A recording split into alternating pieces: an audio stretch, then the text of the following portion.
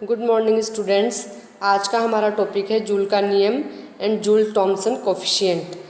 सबसे पहले चर्चा करते हैं जूल के नियम की, यानी कि यदि किसी निकाय की आंतरिक ऊर्जा उस निकाय के वॉल्यूम और टेम्परेचर का फंक्शन है तो dE बराबर हो जाएगा del E upon del T at the constant volume गुणा D T plus del E upon del V at the constant temperature गुणा dV। अब हम जानते हैं कि प्रति इकाई टेम्परेचर में वृद्धि करने से सिस्टम की जो आंतरिक ऊर्जा में वृद्धि होती है स्थिर आयतन पर, उसे हम स्थिर आयतन पर ऊष्माधारिता कहते हैं। इसलिए del E upon del T at the constant volume की जगह मान रखेंगे CV। ठीक है। अब हम जानते हैं ऊष्मागतिकी के प्रथम नियमानुसार डेल्टा ई बराबर क्या हो गया, Q प्लस W। अब चूंकि हम जानते हैं कि स्थिर आयतन पर कार्य का मान क्या हो जाएगा 0 और Q बराबर क्या है 0, इसलिए डेल्टा E बराबर क्या हो गया 0। अब इस प्रयोग में DE बराबर 0 है और DT बराबर भी क्या है 0, तो समीकरण 46 से क्या हो जाएगा del E upon del V at the constant temperature गुणा DV बराबर क्या हो गया 0। चूँकि हम जानते हैं आयतन में तो परिवर्तन हो रहा है इसलिए DV तो 0 नहीं है, लेकिन तब 0 क्या हुआ del E upon del V at the constant temperature बराबर 0 हो गया। तो इससे क्या कंक्लूजन निकला कि यदि गैस का समतापी प्रसार किया जाए तो गैस की आंतरिक ऊर्जा में कोई परिवर्तन नहीं होता है, या हम कह सकते हैं कि स्थिर ताप पर आदर्श गैस की आंतरिक ऊर्जा आयतन पर निर्भर नहीं करती है, या गैस की जो आंतरिक ऊर्जा है वो केवल और केवल ताप का ही फलन है, आयतन का वो फलन नहीं है। ठीक है। अब यानी कि जो है किसी भी जो आदर्श गैस की आंतरिक ऊर्जा है वो केवल टेम्परेचर का फंक्शन है और ये जूल का नियम है, तो हम कह सकते हैं कि आदर्श गैस के लिए del E upon del V at the constant temperature बराबर क्या हो गया 0। और ये समीकरण जो है वो केवल आदर्श गैसों के लिए ही मान्य है, वास्तविक गैसों के लिए नहीं, क्योंकि उनके लिए del E upon del V at the constant temperature का मान 0 से ज़्यादा यानी कि पॉजिटिव मान प्राप्त होता है। यानी कि हम कह सकते हैं कि वास्तविक गैसों के लिए del E upon del V at the constant temperature का मान 0 नहीं होगा। ठीक है।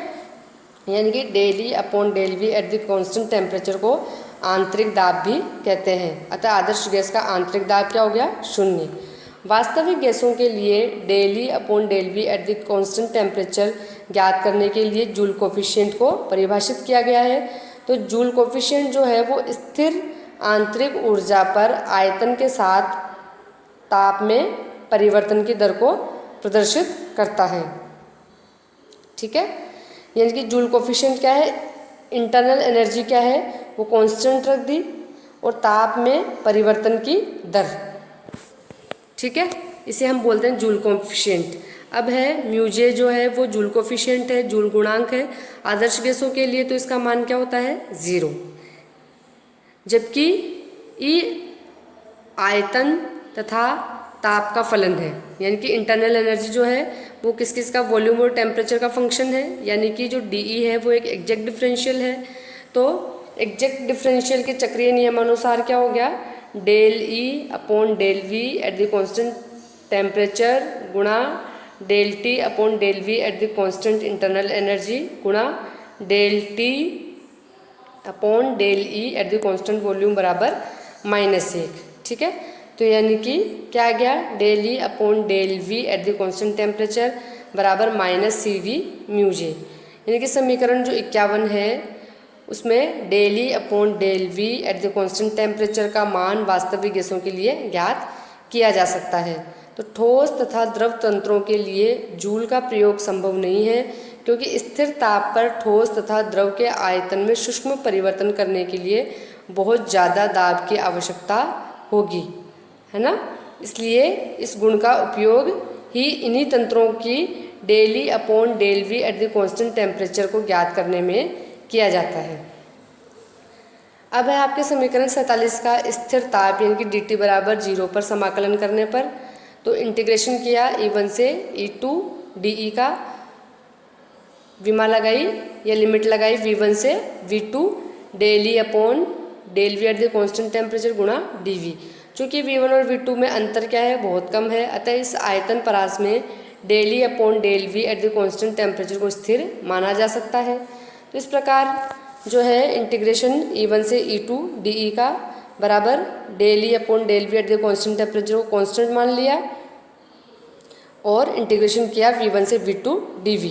तो लिमिट्स लगा दी V1 से V2, यानी कि डेल्टा ई बराबर आ गया आपके del E upon del V at the constant temperature गुणा डेल्टा वी। यानी कि समीकरण 53 द्वारा ठोस तथा द्रव तंत्रों के लिए del E upon del V at the constant temperature का मान ज्ञात किया जा सकता है।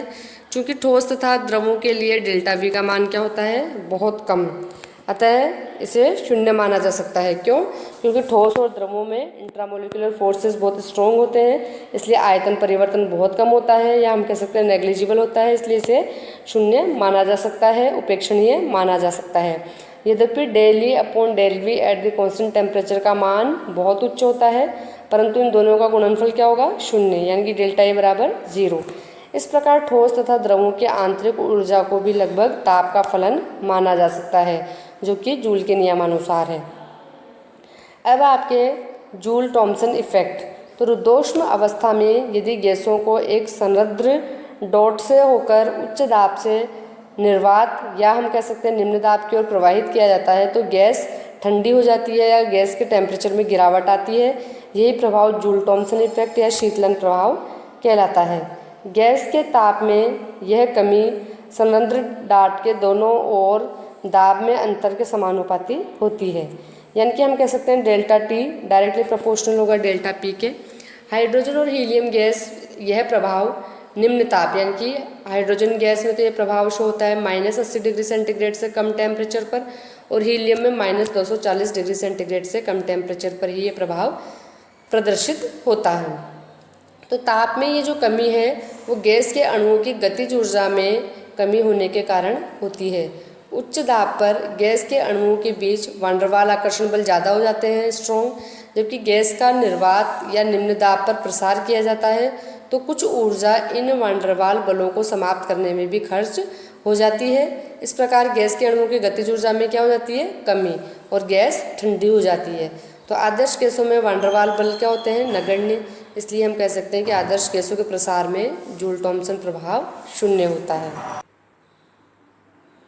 यानी कि हम कह सकते हैं कि वास्तविक गैसों के रुद्धोष्म प्रसार होने पर तंत्र की एंथैल्पी स्थिर अर्थात अपरिवर्तित रहती है, ना कि आंतरिक ऊर्जा।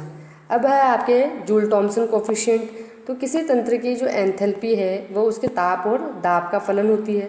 अतः यदि किसी गैस के प्रसारण से उसके ताप में कमी dt और दाब में कमी dp हो तो एंथैल्पी में हुआ परिवर्तन हम शो कर सकते हैं। एंथैल्पी किस किस का फंक्शन है, प्रेशर एंड टेम्परेचर का, यानी कि dH बराबर हो जाएगा del H upon del T at the constant pressure गुणा dt plus del H upon del P at the constant temperature गुणा dp।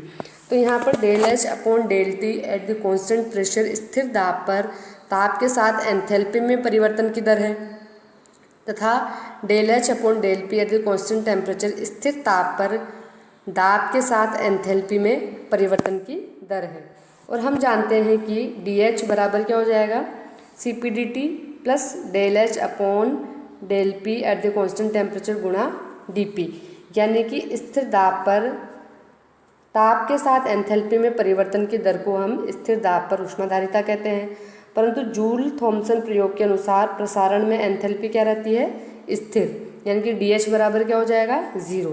तो हम कह सकते हैं कि C P D T plus del H upon del P at the constant temperature गुणा D P बराबर क्या हो गया, 0, यानी कि del T upon del P at the constant enthalpy बराबर क्या हो गया, -1 upon C P del H upon del P at the constant temperature. ठीक है, यानी कि स्थिर एंथैल्पी पर दाब के साथ ताप में परिवर्तन की दर del T upon del P at the constant enthalpy Joule Thomson coefficient कहलाता है और इसे म्यू जे टी द्वारा व्यक्त किया जाता है। म्यू जे टी बराबर क्या हो गया, del T upon del P at the constant enthalpy, यानी कि स्थिर एंथैल्पी पर दाब के साथ ताप में परिवर्तन की दर आपके जूल थॉम्सन कोफिशिएंट कहलाता है।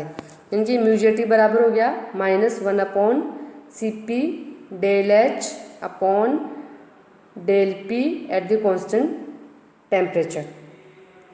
यदि म्यूजेटी के मान को दाब के परास में स्थिर मान लिया जाए तो समीकरण 55 को हम निम्न प्रकार से भी व्यक्त कर सकते हैं कि del T upon del P बराबर minus del H upon del P at the constant temperature बटा सी पी, यानी कि डेल टी बराबर हो गया आपके minus del H upon del P at the constant temperature बटा सी पी गुणा डेल्टा टी। ठीक है।